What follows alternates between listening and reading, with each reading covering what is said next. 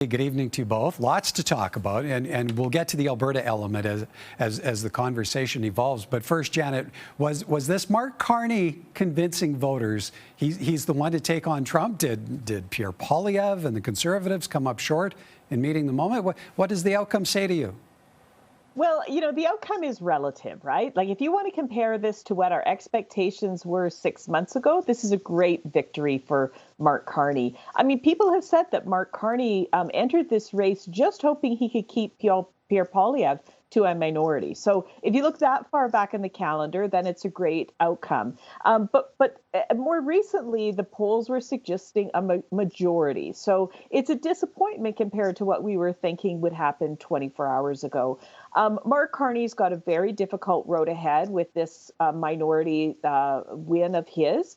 But Pierre Poilievre has an even harder road ahead, losing his own seat and coming in second place. Duane, how much was this election driven by personality, and to what degree does the outcome reflect that? Oh, I think it really was. If you look at the Trump issue, for example, and break down the policies between the Conservatives and the Liberals, there isn't much daylight between them. Where the difference was, and this was stark again yesterday, is the degree of emphasis. For the Liberals and Mark Carney, it was front and center. It was the centerpiece of their campaign. For the Conservatives, they would get there, but after they talked about cost of living, carbon taxes, crime, and the lost Liberal decade. And so voters, I think, if you're going to deal with the Trump threat, you deal with the party or the leader that you think is treating it most seriously, as opposed to just another item on your to-do list. And that was Mark Carney. So there were two real narratives that played itself out. There were two ballot box questions that played itself out. One is it about Trump and tariffs? And in that case, that's what won Mark Carney the election. But what prevented him from a majority? I mean, he's very close. I mean, he's at 168 seats. He only needs 4 more for a majority. But the Conservative campaign was about, do you want change away from the Liberals because of crime, cost of living, etc. And that first narrative about the Trump tariffs, that played a bigger role than the second narrative. Okay, Janet, how do you weigh Pierre Poilievre losing his seat against the performance of the Conservative Party overall? Well, there's an obvious division between people who voted for Liberals and people who voted for the Conservatives. But I think we're also seeing that there are many complexions of conservatism within the Conservative Party. And this is one of the big things that the Conservatives are going to have to grapple with. When you look at the election outcome, you can see that this is primarily still a Western-based party. But Pierre Poilievre was representing a riding in the Ottawa area. I remember during the convoy, just looking at Poilievre and how sympathetic he was towards the convoy, and just wondering, is this going to get him in trouble with his Ottawa area constituents who could have, missed work and not been happy about this situation? And then I kind of forgot about it, forgot about the convoy, thought, oh, well, he's well liked in his riding. And then here we are, he's lost it. So his brand of conservatism does not play well in Ottawa, in Toronto, in urban places like Montreal, but his brand of conservatism obviously plays very, very well here in Alberta. Duane, a very defiant Pierre Poilievre took to the podium last night, signaling that he's staying put. Does he quarterback from the sidelines? Does a safe seat suddenly open up for a quick by-election? I don't know if you get the choice, because Poilievre does have a lot of support within the party. We saw that with a massive leadership win. We saw that with the rallies. This was Pierre Poilievre's party. You didn't see a whole lot of other candidates really stepping forward with a profile. And now, not only do you lose your own seat, but you also lost a large polling lead as well. That's a real double whammy. So you can talk about holding Carney to a minority, and you can talk about increasing your vote share. But at the end of the day, you're down 24 seats from the Liberals on what was supposed to have been a coronation in January. And then you have your own seat gone. That's a double hit. Um, I, I don't know how he survives. He may want to survive and fight, but what does it say, for example, if he decides to run in a by-election in rural Alberta? What does that say about the state of the Conservative Party? When Janet was talking about the factions and the coalitions, are you saying that you have to be from Saskatchewan and Alberta, and those are the safe seats, when that represents, less than 20% of all ridings in the country? Janet, speaking of parties taking hits, what's to be made of the future now of the NDP with losing official party status, but maybe more importantly, losing its leader? Well, as I said, it's a tough go for Mark Carney. It's a tougher go for Poilievre, and it's a tougher go still for Singh. I thought he was very gracious when he resigned, but his resignation was inevitable. If not last night, it was going to happen very quickly. They've lost party status, and Jagmeet Singh made a lot of gambles that maybe resulted in good policy as far as an NDP voter would be concerned, but not good for the fortunes of the party. They've got money problems. They don't have a leader right now. They don't have official party status. It's a big time to rebuild. But they do have a base. They have a base that was reluctant to vote for them in this election. So I do see a comeback strategy for the NDP, but it's going to be a very slow recovery for them. Duane, with the NDP reduced to what looks to be just 7 seats, when you combine that with the Liberals, it still gives a majority. But still, how challenged will Mark Carney be to govern from that minority position? Oh, running a minority government is always difficult. Typically, they last about a year and a half to 2 years. The exception was the 2021 minority under Trudeau, where they lasted 3.5 years. But that's because they had a confidence and supply agreement with the NDP. I don't think that's coming anytime soon. I think that's one of the reasons the NDP was decimated so badly yesterday, was because of that agreement. But he's going to have room to navigate, particularly if there is some implosion on the Conservative side, whether that's a leadership race or some other soul searching within the Conservative Party. And there are enough NDP seats that does give him a majority on a case-by-case basis. So on a confidence vote, I'm hearing, Conservatives demand that they bring down the government tomorrow. That's not going to happen. He's going to have a runway, but there are challenges. And this isn't the first time the NDP has been decimated. In 1993, they lost official party status as well. They were able to rebuild, but this is a big hit.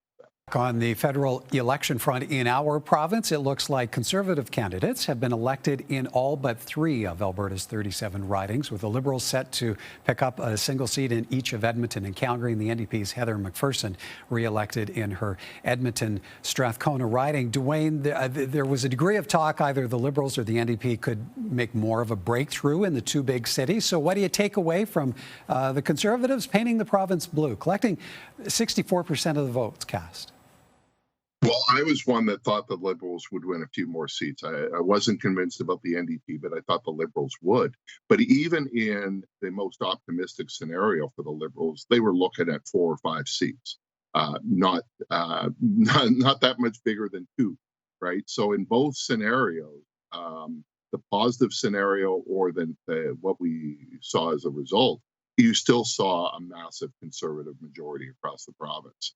And obviously, it depends on where those expectations were. If you go back to January, winning 2 seats was probably a good thing for the Liberals. But if you look at where they thought that they could make inroads, they've got to be disappointed. There's no doubt about that. And I think this is going to set up a stage.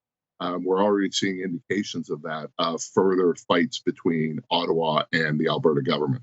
Okay, well, and on that point, Janet, in a statement, Premier Smith has offered Mark Carney congratulations, but then goes on to invite him to work with her government in repairing their relationship with what she calls meaningful action rather than hollow rhetoric. What do you think Albertans should expect the road forward to look like? Oh, I think they should expect a rocky road. Danielle Smith was dissatisfied with the Trudeau Liberal government, and I think with a Carney minority government, that, we're talking about the New Democrats holding the balance of power, but the New Democrats only have enough seats to really take a Liberal New Democrat vote to a bare majority. To really be successful and to hang on, this Liberal government is going to have to find ways to cooperate with the Bloc Québécois. And Alberta was finding it hard to get its interests heard before when it comes to, pipelines and equalization and all of those things. So it seems that Alberta could have an even tougher time making its case with the federal government. And clearly, Danielle Smith has given every indication that she's ready to play tough and really sort of make some hard demands on Mark Carney and make his life miserable if we don't see some sort of changes between Alberta's relationship with the rest of Canada. Okay, so Duane, with that in mind, how big of a role do you see Danielle Smith now taking on the national stage where Conservative voices are concerned? Oh, huge role. We talked earlier in the segment about the challenges facing the federal Conservatives and some of the instability, particularly around their leadership. So then you look around, well, who's the other potential opponents to the Carney government? It's not Doug Ford. Doug Ford came about almost endorsing Mark Carney. It's going to be Danielle Smith. And she has got levers of government, unlike the official opposition Conservatives. She may have said a statement about working with, but earlier in the campaign, it was a list of demands. And I think Smith sees that as, you work with us, and here are the demands of how you're going to work with us. So she's got levers of government. She clearly has hostility towards the Liberals. And the results in Alberta, I had said earlier, it didn't make much of a difference between the form of government that the Liberals had, whether they won 2 seats or 4 seats in Alberta, but it would make a difference in what happens next. And so the fact that there's only 2 Liberals, the fact that 65% of Albertans voted Conservative really strengthens Danielle Smith's hands. This is probably her best scenario, even better for her politically than a Pierre Poilievre victory, because she has that foil, that opponent that she can keep fighting in Ottawa. And that's always been good politics for an Alberta premier. Okay, Janet, there's another element here. What comes of secessionist sentiments that generated headlines in the late stages of the election?